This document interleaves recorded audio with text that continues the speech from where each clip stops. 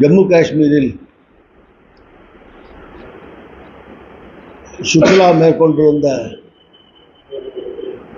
இராணுவ வீரர் உட்பட பொதுமக்கள் 26 பேர் அநியாயமாக அக்கிரமமாக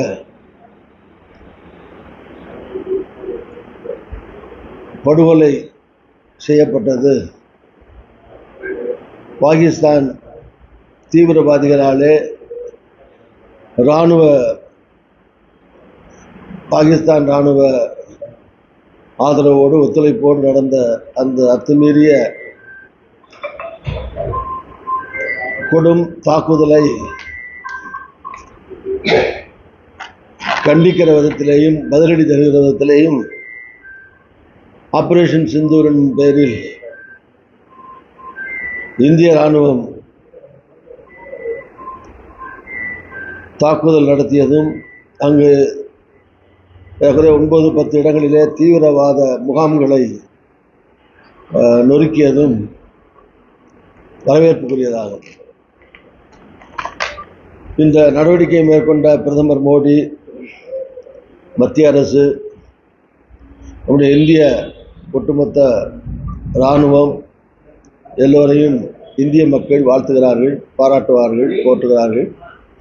இந்திய நாட்டுடைய பலமான ஒற்றுமையான நம்முடைய இராணுவத்திற்கு இந்திய மக்கள் அனைவரும் கட்சி, ஜாதி, மத, மொழி எல்லைகளெல்லாம் கடந்து எல்லோரும் இந்தியர்களாக ஒன்றாக நின்று பாகிஸ்தான் தீவிரவாதத்தை தடுத்திட, அழித்திட,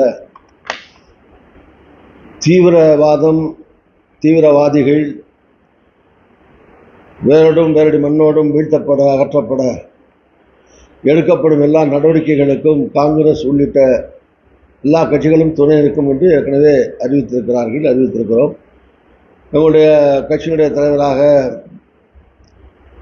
நாடாளுமன்ற எதிர்க்கட்சி தலைவராக இருக்கக்கூடிய ராகுல் காந்தி அவர்களும் தன்னுடைய ஆதரவை, காங்கிரஸ் ஆதரவை, ஒத்துழைப்பை ஏற்கனவே தந்திருக்கிறார். அந்த வகையில் இந்த தாக்குதலை, பதிலடியை வரவேற்கிறேன். மத்திய அரசை, நம்முடைய இந்திய இராணுவத்தை பாராட்டுகிறேன்.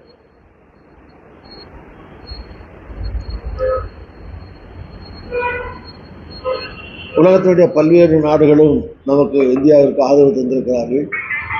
இது வரவேற்புக்குரியது, பாராட்டுக்குரியது.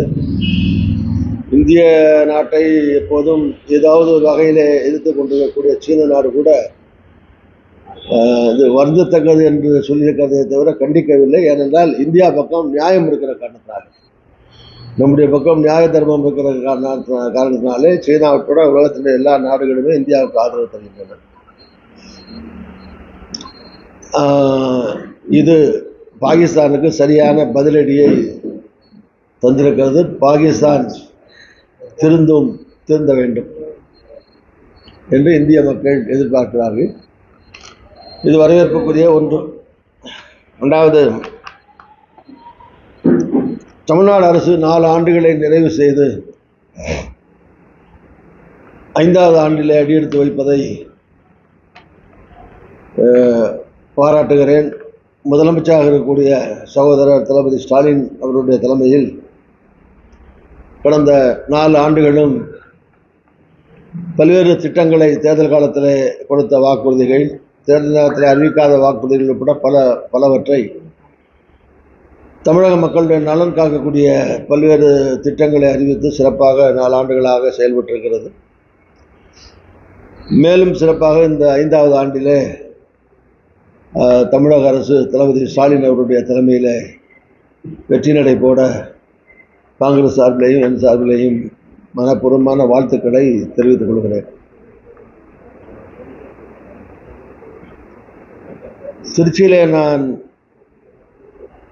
நாடாளுமன்றத்திற்கு சென்ற முறை போட்டியிடுகிற போது திருச்சிக்கு நீங்கள் செய்ய இருக்கிற சிறப்பான திட்டங்கள் என்ன என்று கேட்கப்பட்ட போது ஒரு 4-5 விஷயங்களை நான் சொல்லியிருந்தேன். அதில் ஒன்று, ஒரு சர்வதேச விமான நிலையம் சிறப்பான முறையில் அமைக்கப்பட எம்பிங்கிற முறையில் அதற்காக குரல் கொடுப்பேன் என்று சொல்லியிருந்தேன். மத்திய அரசு, மாநில அரசு எல்லாம் சேர்ந்து இந்தியாவிலே ஒரு சிறப்பான விமான நிலையங்களிலே ஒன்றாக திருச்சி சர்வதேச விமான நிலையம் கட்டி திறக்கப்பட்டது. அதில் நானும் பங்கேற்கிற வாய்ப்பை பெற்றிருந்தேன். பிரதமரே வந்து திறந்து வைத்தார், முதலமைச்சரும் கலந்து கொண்டார். அது தேர்தலுக்கு முன்னாலே அறிவிக்கப்பட்ட அல்லது ஆசைப்பட்ட நிறைவேற்ற வேண்டும் என்று விரும்பிய முக்கிய பணிகளிலே ஒன்றாக இருந்தது, நிறைவேறியது. ஏறக்குறைய 10 ஆண்டுகளுக்கு மேலாக ஜங்ஷனுக்கு அருகில் இருக்கிற மேம்பாலம் அதனுடைய ஒரு கை முடிக்கப்படாமல் கிடந்தது. அது ஏறக்குறைய 10 கோடி ரூபாய்க்கு மேலே அதுக்காக செலவிட்டு அந்த சென்னை நோக்கி போகிற அந்த மேம்பாலம் முடிக்கப்படும் என்று சொல்லியிருந்தேன். இராணுவத்திற்கு சொந்தமான இடத்தை ராஜ்நாத் சிங் அவர்களை சந்தித்து பெற்று அந்த பணிகள் நிறைவேற்றப்பட்டு அதில் நானும் நம்முடைய அமைச்சர்களும் கலந்து கொண்டு நிறைவேற்றினோம். அதுவும் ஒரு மகிழ்ச்சிக்குரிய பணியாக இருந்தது. தமிழ்நாட்டினுடைய மத்திய பகுதியாக இருக்கக்கூடிய திருச்சிக்கு போக்குவரத்து நெரிசலை கட்டுப்படுத்துகிற விதத்திலேயும் தமிழ்நாட்டின் பல பகுதிகளிலிருந்து போக்குவரத்துகள் வந்து போகிற விதத்திலேயும் ஒரு தனி பேருந்து நிலையம் அமைக்க வேண்டும், அதற்கு முயற்சிகள் மேற்கொள்வேன் என்றும் சொல்லியிருந்தேன். இப்போது நான் திருச்சியில் எம்பியாக இல்லை என்றாலும் அந்த பணி நிறைவுற்று தமிழ்நாட்டில் இருக்கக்கூடிய மிகச்சிறந்த பேருந்து நிலையங்களில் ஒன்றாக திருச்சியில் பஞ்சப்பூரிலே ஒரு சிறப்பான பேருந்து நிலையம் அமைக்கப்பட்டிருப்பது பாராட்டுக்குரியது. அதை முதலமைச்சரே வந்து திறந்து வைக்கிறார், அதை வரவேற்கிறேன். திருச்சி மக்களுக்கு மட்டுமல்ல, தமிழ்நாட்டில் பல்வேறு பகுதியிலிருந்து வரக்கூடிய மக்களுக்கும் பயனுள்ளதாக அந்த பேருந்து நிலையம் அமைந்திருக்கிறது. அது மகிழ்ச்சிக்குரியது. அதை சிறப்பாக முடித்த தமிழ்நாடு அரசாங்கம், மத்திய அரசுடைய உதவியும் இருக்கிறது. தமிழ்நாடு அரசினுடைய பெரும் பங்கு அதில் இருக்கிறது. நம்ம அமைச்சர்கள் திரு நேரு, திரு மகேஷ் பொய்யாமொழி போன்றவர்கள் மற்றும் அங்கே இருக்கக்கூடிய சட்டமன்ற உறுப்பினர்கள், மேயர் அன்பழகன், அங்கே இருக்கிற கவுன்சிலர்ஸ் மற்றும் அங்கே இருக்கக்கூடிய எல்லோருக்கும் இந்த வாழ்த்துக்களை, பாராட்டுக்களை முன்னாள் எம்பிங்கிற முறையில் தெரிவித்துக் கொள்கிறேன். அது ஒரு மகிழ்ச்சியான பணி. இன்னொன்று, திருச்சியில் மெட்ரோ ட்ரெயின் வர வேண்டும் என்று ஆசைப்பட்டேன், முயற்சித்தேன். அந்த பணி நிறைவு பெற்று திருச்சியில் மெட்ரோ ட்ரெயின் வருவதற்கும் தமிழ்நாடு அரசும் மத்திய அரசும் தொடர்ந்து நடவடிக்கையை மேற்கொண்டு அந்த பணி நடக்க வேண்டும் என்று விரும்புகிறேன். அதற்கான பணிகளை மத்திய மாநில அரசுகள் முடுக்கிவிட்டு செய்ய வேண்டும் என்றும் கேட்டுக்கொள்கிறேன். டீலிமிட்டேஷன் கமிட்டி அமைக்கப்பட வேண்டும். அதன் மூலமாக தொகுதி மறுசீரமைப்பு நடக்கிற போது தமிழ்நாட்டில் இருக்கக்கூடிய நாடாளுமன்ற எண்ணிக்கையோ சட்டமன்ற எண்ணிக்கையோ குறையாமல் மற்ற மாநிலங்களில் எப்படி அதிகரிக்கப்படுகிறதோ அதற்கேற்ப தமிழ்நாட்டினுடைய எண்ணிக்கையும் அதிகரிக்க வேண்டும். எந்த வகையிலேயும் எண்ணிக்கை குறையக்கூடாது. ஒன்று, ஏற்கனவே மக்கள் தொகையை கட்டுப்படுத்துகிற விதத்தில் குடும்ப கட்டுப்பாடு திட்டம் போன்ற திட்டங்கள் சிறப்பாக தமிழ்நாட்டிலே செயல்படுத்தியதற்காக மக்களை, அரசை தண்டிக்கிற விதத்தில் நாடாளுமன்ற தொகுதிகளுடைய எண்ணிக்கையை குறைக்காமல் அதிகரிக்க வேண்டும் என்று கேட்டுக்கொள்கிறேன். அப்படி தொகுதி அதிகப்படுத்துகிற போது அல்லது மறுசீரமைப்பு செய்யப்படுகிற போது புதுக்கோட்டை தனி நாடாளுமன்ற தொகுதியாக அறிவிக்கப்பட வேண்டும் என்று வற்புறுத்துகிறேன். புதுக்கோட்டை வரலாற்று சிறப்புமிக்க ஒரு பகுதி அல்லது தொகுதி அல்லது ஒரு தனி நாடாகவே இருந்த ஒரு தனி நாடாக இருந்தது. இந்தியாவுக்கு சுதந்திரத்துக்கு முன்னால் புதுக்கோட்டைங்கிறது it was a country, not a state.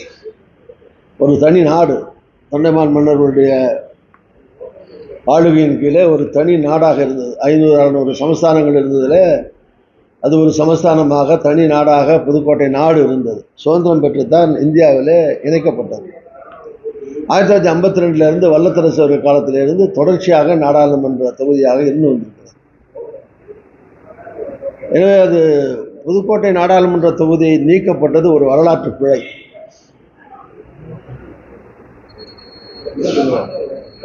ஒரு மாவட்டம், அதிலேயே தலைநகர், அதற்குள்ளேயே 5-6 தொகுதிகள்லாம் இருக்கிற போது ஆஸ் பர் ரூல்ஸ் வந்து டீலிமிட்டேஷன் கமிஷனுடைய சட்டத்திட்டங்களின்படி இது ஒரு தனியான ஒரு தொகுதியாக அறிவிக்கப்பட்டிருக்க வேண்டும், செப்பரேட் கான்ஸ்டிட்யூன்சியாக அறிவிக்கப்பட்டிருக்க வேண்டியது. அதனால் அது தவறுதலாக விடுபட்டு போனது. மறுசீரமைப்பு செய்யப்படுகிற போது இப்போது 5க்கு 6 தொகுதியாக இருக்கிறது. புதுக்கோட்டையில் 6 தொகுதி இருக்கிறது. ஹெட் குவார்ட்டர்ஸ், கலெக்டரேட்டு, தனி மாவட்டம். அதனால் எப்படி இருந்தாலும் இந்த வரமுறைகளின்படி டீலிமிட்டேஷன் கமிட்டியுடைய சட்டத்திட்டங்களுக்கு உட்பட்டும் கூட நிச்சயமாக ஒரு தனி செப்பரேட் தொகுதியாக புதுக்கோட்டை தொகுதி அறிவிக்கப்பட வேண்டும் என்று நிச்சயமாக புதுக்கோட்டையில் இருக்கிற 6 தொகுதியில் இருக்கிற மக்களும் வற்புறுத்துவார்கள். எல்லா அரசியல் கட்சிகளும் தலைவர்களும் எல்லோரும் வற்புறுத்த வேண்டும். அந்த வகையில் புதுக்கோட்டை ஒரு தொகுதியாக வர வேண்டும் என்று ஆசைப்படுகிறேன். அது டீலிமிட்டேஷன் வர்ற போது இது குறித்து அரசாங்கங்கள் கவனத்தில் கொள்ளும் என்று நம்புகிறேன். நாமும் தொடர்ந்து வற்புறுத்துவோம்.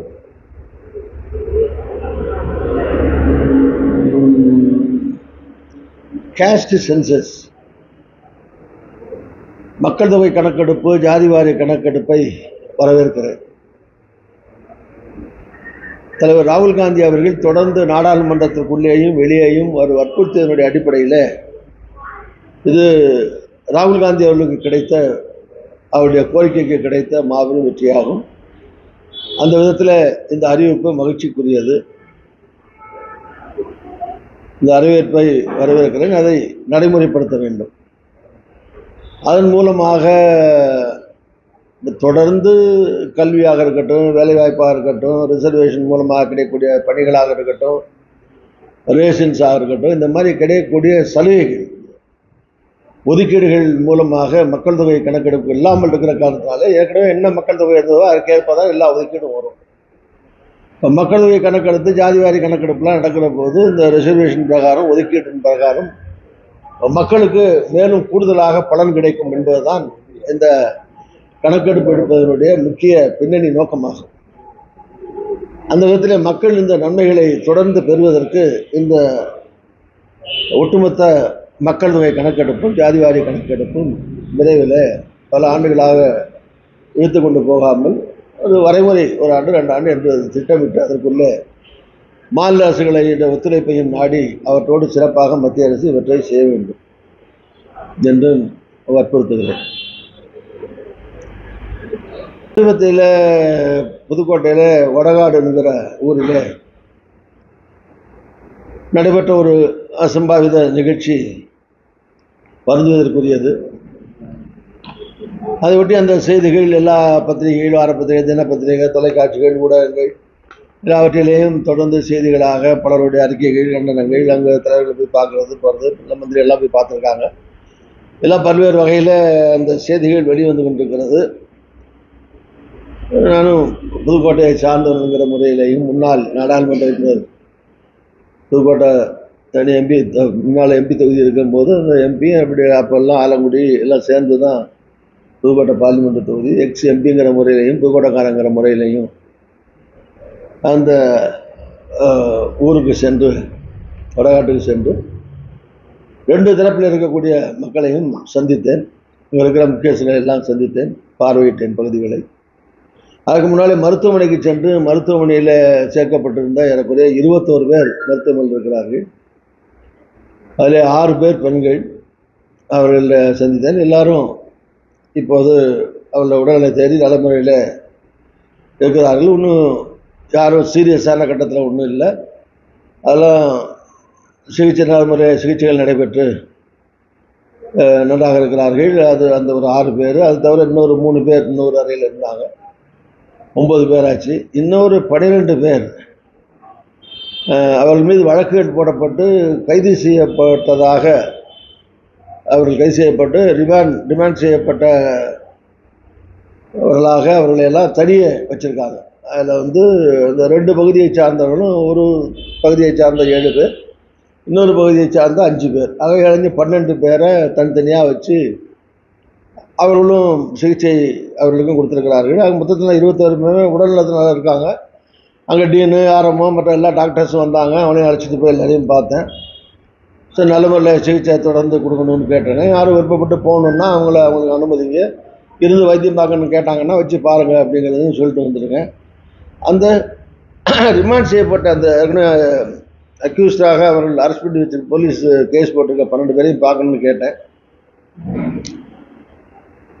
அவர்கள் தனியாக நாங்கள் வச்சுருக்கோம், அதுக்கு பார்க்கறதுக்கு அனுமதி இல்லை என்று அங்கே இருக்கிற காவல்துறை அதிகாரிகளும் காவலர்களும் தெரிவித்தார்கள்.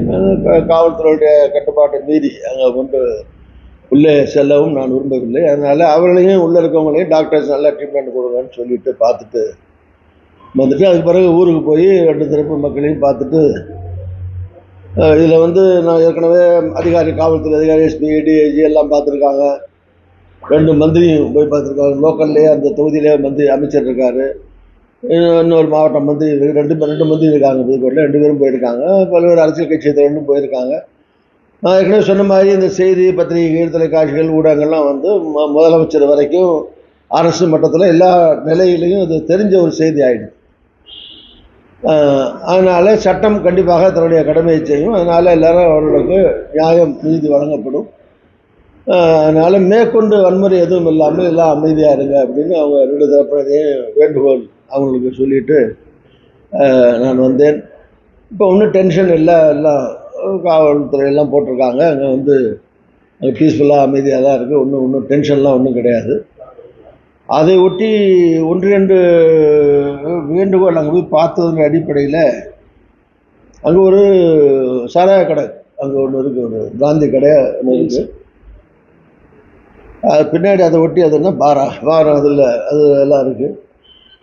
அது அந்த திருவள்ளுவர் அந்த குடியிருப்பு தான் அங்கே, அது ஒரு பகுதியில் அதை ஒட்டின மாதிரி இருக்குது. அது அந்த கடை மக்கள் வாழ்கிற பகுதிக்கு அருகில் இருக்குது, தள்ளி போடணுங்க அப்படிங்கிறது அவருடைய வேண்டுகோளாக இருந்தது. நம்மளால் வற்புறுத்திக்கிட்டு இருக்கோன்னு சொன்னாங்க. பார்த்துட்டு வந்த பிறகு நான் கலெக்டருக்கும் ஃபோன் பண்ணி அதை ஒரு தாசில்தாரோ ஆடுவோ அனுப்பி அதை சர்வே பண்ணி அதெல்லாம் கொஞ்சம் தள்ளி போட முடியுமான்னு பாருங்கன்னு கலெக்டர்கிட்டையும் நான் சொல்லியிருக்கேன். அது அவர் சொன்ன வேண்டுகோளில் ஒன்று. சாராய கடையை தள்ளி போகிறதுனால 2 தரப்புலையும் சரி அல்லது ஒட்டுமொத்த எல்லாருக்கும் சரி, அதனால் கெடுதல் ஒன்றும் வரப்போகிறது இல்லை. குடிக்கிறவங்க இன்னொரு 1/2 கிலோமீட்டர் தள்ளி இருந்தாலும் போய் குடிக்க தான் போகிறாங்க. அதனால் கடை வாழான்னு அவங்க சொல்லலை. அந்த இருக்கிற இடத்துல தள்ளி வைங்கன்னு தான் கேட்குறாங்க. அது பெரிய ரிக்வஸ்ட் இல்லை. நான் கலெக்டர் சொன்னேன், கலெக்டரும் போய் பார்த்து நடவடிக்கை எடுக்கிறதான்ட்டு சொல்லியிருக்காங்க. அது ஒன்று. 2வது, இந்த கைது செய்யப்பட்டு ஹாஸ்பிட்டலில் இருக்கிற 12 பேர் தவிர இன்னொரு 7-10 பேரும் கைது செய்யப்பட்டதாக ஊருக்குள்ளே போகும்போது சொன்னாங்க. 2 வேண்டுகோள் காவல்துறையை பொறுத்த வரைக்கும் மேற்கொண்டு இதில் கைதுகள் தேவையில்லை 2 பக்கத்துலையும். ஏன்னா இப்போ ஒன்றும் டென்ஷன் இல்லை, பிரச்சனை முடிஞ்சு போச்சு. அது ஒரு முதல்ல ஆரம்பம் ஒரு சின்ன சண்டையாக ஒரு இடத்துல ஆரம்பித்து அது அப்படி தொடர்ந்து இருக்கிறது. அது மேலும் மேலும் அதை பெருசுப்படுத்துகிற விதத்தில் மேற்கொண்டு 2 சைடில் எங்கிட்ட அரெஸ்ட்டு அங்கிட்ட அரெஸ்ட்டுன்னு பண்ண வேண்டியது அவசியம் இல்லை. மேற்கொண்டு கைதுகள் தேவையில்லை அப்படிங்கிறது என்னுடைய கருத்து. இன்னொரு கருத்து இந்த கைது செய்யப்பட்டவர்களில் 2 தரப்பில் எந்த பகுதியை சார்ந்தவர்களாக இருந்தாலும் சரி, அதுக்குள்ளே யாராவது பள்ளி மாணவர்கள், படிக்கக்கூடிய காலேஜ் ஸ்டூடெண்ட்ஸு, ஸ்கூலில் படிக்கிற ஸ்டூடெண்ட்ஸு, அரசு வேலைகளில் இருப்பவங்க, அப்படி யாராவது இருந்தால் அவங்க அங்கே இந்த மாதிரி சில பேர் இருக்கிறாங்க. அதில் அவங்க இந்த அடிக்கடி பிரச்சனைகளில் சம்மந்தப்படாமல் அங்கே நின்னவங்க, வேடிக்கை பார்க்க வந்தவங்க நின்னவங்க, அப்படி அந்த முறையில் கைது செய்யப்பட்டிருக்கிறார்கள். 1-2 பேர் யாராவது இருந்தால் அதை காவல்துறை அதிகாரிகள் அதை ஆய்வு பண்ணி மாணவர்கள் கைது செய்யப்பட்டு ஜெயிலில் போனால் எதிர்காலம் பாதிக்கப்படும். இந்த மாதிரி வேலையில் அரசு வேலைகள் இருந்தால் அவர்களும் பாதிக்கப்படுவார்கள். அவருக்கு நிவாரணம் கிடைக்கிற விதத்தில் காவல்துறை அதிகாரிகள் நடவடிக்கை எடுக்க வேண்டும் என்று கேட்டுக்கொள்கிறேன். போகிறதுக்கு முன்னால் நான் எஸ்பிட்டெலாம் பேசிட்டு தான் போனேன். டிஐஜி, எஸ்பி மற்றும் கலெக்டர் இவங்களுக்கும் அங்கே போனேன். மற்ற அங்கே என்னென்னா அங்கே சில ஒரு கோயில் பிரச்சனை, ஒரு விளையாட்டு திடல் பிரச்சனை, அது மாதிரி சின்ன சின்ன பிரச்சனைகள், இதை ஒட்டிய வழக்குகள், இது மாதிரி இருக்குது. இது நேற்றைய பிரச்சனை இல்லை, 5 வருஷம் 10 வருஷமாக இருக்கிற பிரச்சனைகளுக்கு தீர்வு காண அங்கே பீஸ் கமிட்டியோ அல்லது அதிகாரிகள் மட்டத்திலேயோ எம்எல்ஏக்கள், எம்பிக்கள், அமைச்சர்கள் உள்ளிட்ட அளவில் அதிகாரியில் கூட்டி வச்சு பேசி பெர்மனண்ட்டாக இருக்கிற சில ப்ராப்ளம்ஸ், இந்த மாதிரி இருக்கிற பிரச்சனைகளை முடிவுக்கு கொண்டு வர, தீர்வு கொண்டு வர சம்பந்தப்பட்டவர்கள் நடவடிக்கை எடுக்க வேண்டும் என்று ஒரு தாழ்மையான வேண்டுகோளாக அங்கே பார்த்துட்டு வந்ததனுடைய அடிப்படையில் சம்பந்தப்பட்ட எல்லோருக்கும் வேண்டுகோளாக தெரிவித்துக் கொள்கிறேன். அவ்வளோதான். இது வந்து ஒரு ஒரு பஞ்சாயத்து பிரச்சனையோ, ஒரு மாவட்டத்துக்குள்ள இருக்கிற பிரச்சனையோ, ஒரு மாநில அளவிலான பிரச்சனையோ கூட கிடையாது. 2 நாடு சம்பந்தப்பட்ட பிரச்சனை. இல்லை ஏனோ தானா என்று எல்லாம் கருத்துக்கள் சொல்ல முடியாது. இது ஒரு பிரைம் மினிஸ்டர் லெவலில், டிஃபென்ஸ் மினிஸ்டர் லெவலில், எக்ஸ்டர்னல் அஃபேர்ஸு, ஹோம் மினிஸ்டர், அப்புறம் முப்படை தளபதிகள், அதுக்கான அட்வைசர்ஸு, இந்த மாதிரி எல்லாம் கூடி தான் ஒரு நடவடிக்கைக்கு நம்ம பாதிக்கப்பட்டிருக்குது. இங்கே வந்து பல்காமல் தாங்கியிருக்காங்க. ஜம்மு காஷ்மீர் அமைதியாக இருக்கிற மக்கள் போய் சுற்றுப்பயணம் போகிற பகுதியில் போய் ஒரு அநியாயமான தாக்குதல் நடந்தது. அதற்கு இந்திய அரசாங்கம் பதிலடி கொடுக்கணும், நம்ம இராணுவம் பதிலடி கொடுக்கணும் ஒரு எதிர்பார்ப்பு இந்திய மக்களிடத்தில் இருந்தது. அதற்கான நேரம் எந்த நேரத்தில் அதை பண்ணணுங்கிறத அரசாங்கம் சீரிய முறையில் யோசித்து அதுக்கான நடவடிக்கையை அரசு எடுத்திருக்காது.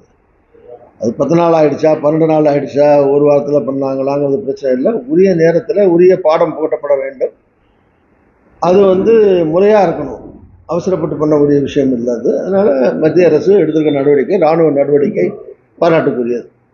மேற்கொண்டு வந்து பாகிஸ்தான் தீவிரவாதிகளோ தாக்குதலோ அல்லது பாகிஸ்தான் அரசு சார்பில் இராணுவத்தின் சார்பில் தாக்குதலோ நடந்தால் இந்தியா வந்து ஒரு வலுவான இராணுவ பலத்தோடு இருக்கக்கூடிய நாடு. இந்தியா வந்து ஒரு சாதாரணமான நாடு அல்ல, ஒரு வல்லரசு நாடுக்குரிய வலிமையோடு இந்தியா திகழ்கிறது. இந்தியாவை ஒன்றும் அவ்வளவு எளிதில் சீண்டி பார்க்கவோ இந்தியாவை பாதிக்கிற விதத்திலே பாகிஸ்தான் செயல்படவோ முடியாது. இப்போவே பாகிஸ்தான் பயந்து அலறி கொண்டு தான் இருக்கிறது. இந்த நம்முடைய திருப்பி தாக்கிய தாக்குதலை அவர்கள் தாக்குப்பிடிக்க முடியாமல் திணறி கொண்டிருப்பதாகத்தான் செய்திகள்லாம் வருது.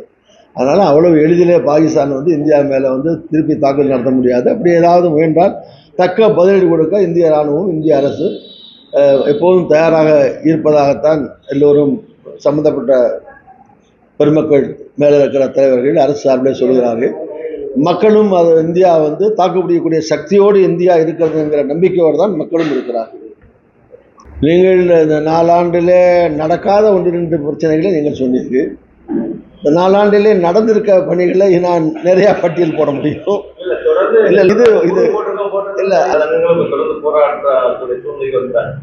சரி, இது உங்களுடைய கேள்வி, இதுக்கு என்னுடைய பதில். 4 வருஷமா 1-2 காரியங்கள் வாக்குறுதி, தேர்தல் நேரத்தை கொடுத்த வாக்குறுதிகள் நிறைவேற்றப்படாமல் இருக்கிறது என்பதை நீங்கள் சொல்லுகிறீர்கள். இருக்கலாம், நான் இல்லைன்னு சொல்ல. எல்லாத்தையும் தேர்தல் நேரத்தில் கொடுத்த வாக்குறுதிகள் 100க்கு 100% நிறைவேற்றப்பட்டு விட்டது என்று முதலமைச்சராக இருக்கிற ஸ்டாலின் அவர்கள் கூட சொல்லலை. அவரும் பெரும்பான்மை நிறைவேற்றிட்டான். 90%, 95%, 1% சொல்லி பெரும்பான்மை பண்ணிட்டு தான் சொல்கிறார். அதில் விட்டு போன அந்த சிறுபான்மை சிறிய அளவிலான விஷயங்களை நீங்கள் சொல்கிறீங்க. சிறிய விஷயங்கள்னால் அது ஸ்மால் மேட்டர்ஸ் இல்லை, ஸ்மால் போர்ஷன் அப்படின்னு சொல்லுவோம். அந்த போர்ஷன் நீங்கள் சொல்கிறீங்க. மெஜாரிட்டி போர்ஷனை வந்து அரசு செய்துட்டதை அரசாங்கத்தின் சார்பில் பத்திரிகைகளில் பக்கமாக பத்திரிகையில் விளம்பரம் கொடுத்து இதெல்லாம் சாதிச்சிருக்கோம், 4 ஆண்டு சாதனைகள்னு அவங்க அதில் பொய் சொல்லலை. எதுவுமே செய்யாத எதுவுமே செய்ததாக சொல்லலை. எல்லாம் செய்தது தான் விளம்பரங்கள் மூலமாக பத்திரிகை மூலமாக விளம்பரம் செய்திருக்கிறார்கள். அரசில் நிறைய குறைகள் எல்லாம் இருக்கத்தான் செய்யும். ஆனால் பெரும்பான்மையான நன்மைகள் மக்களுக்கு கொடுத்த பெரும்பான்மையான வாக்குறுதியை நிறைவேற்றி முதலமைச்சர் ஸ்டாலின் சிறப்பாக செய்திருக்கிறார் என்பதுதான் என்னுடைய எண்ணமாகும். ஒரு தோழமை கட்சியினுடைய தலைவர் என்கிற முறையிலேயும் முன்னாள் காங்கிரஸ் தலைவர் என்கிற முறையிலேயும் என்னுடைய இந்த 4 ஆண்டு கால சாதனைக்கு வாழ்த்து சொல்லுகிறேன். இன்னும் ஓராண்டில் செய்யாமல் நீங்கள் சொல்கிற மாதிரி விட்டு போன அந்த காரியங்களையும் அரசு இந்த ஆண்டிலே செய்ய வேண்டும் என்று நானும் உங்களோடு சேர்ந்து வற்புறுத்துகிறேன். சட்டம் ஒழுங்கு நீங்கள் சொன்ன மாதிரி அங்கங்கே நடைபெற்றிருக்கிற ஒரு சில பிரச்சனைகளை அவர் எல்லாம் அது வந்து வீடியோ ஆதாரத்தோட துப்பு தொலைக்கு கண்டுபிடிக்கிற விஷயம் அதில் ஒன்றும் கிடையாது. எல்லாம் வெளியே பத்திரிகைகளில், ஊடகங்களில், தொலைக்காட்சியில் வந்த செய்திகளை தான் சிலவற்றை அவர் தொகுத்து சொல்லியிருக்கார். அது எல்லா அரசாங்கங்களையும் இப்போ அவரும் 4 வருஷம் முதலமைச்சராக இருந்தார். அவர் முதலமைச்சராக இருக்கிற போது இது மாதிரி அங்கங்கே சில கற்பழிப்பு சம்பவங்கள், வன்முறை சம்பவங்கள் எல்லாருடைய ஆட்சி காலத்திலையும் எல்லா காலத்திலையும் எல்லாரும் யார் முதலமைச்சராக இருக்கிற எல்லா காலத்திலையும் காங்கிரஸோ திமுகவோ அதிமுகவோ இன்றைய ஆட்சி வரைக்கும் எல்லா ஆட்சியிலையும் வெள்ளக்காரன் காலத்திலேருந்து ஆரம்பித்து எல்லாம் அங்கங்கே இருக்குது. அதுக்காக அதை நியாயப்படுத்த முடியாது. இந்த விஷயங்கள்லாம் இல்லாமல் இருந்தால் நன்றாக தான் இருக்கும். அந்த வகையில் அரசாங்கம் நடவடிக்கை எடுக்கும். அவர் எதிர்க்கட்சி தலைவருங்கிற முறையில் இன்னும் ஒரு 7 மாதம் 8 மாதத்தில் 5வது மாதம் ஆயிடுச்சு. 7 மாதம் கழிச்சா ஜனவரியில் கோட் ஆஃப் கான்டாக்ட், பிப்ரவரியில் தேர்தல் அறிவிப்பு, மார்ச்சில் ஆக்சுவல் எலெக்ஷன், ஏப்ரலில் கவர்மெண்ட் ஃபார்மேஷன் இருக்கிற சூழ்நிலையில் ஒரு எதிர்க்கட்சி தலைவர் விமர்சனம் பண்ண தான் செய்வார். அது அவருடைய கடமை. அது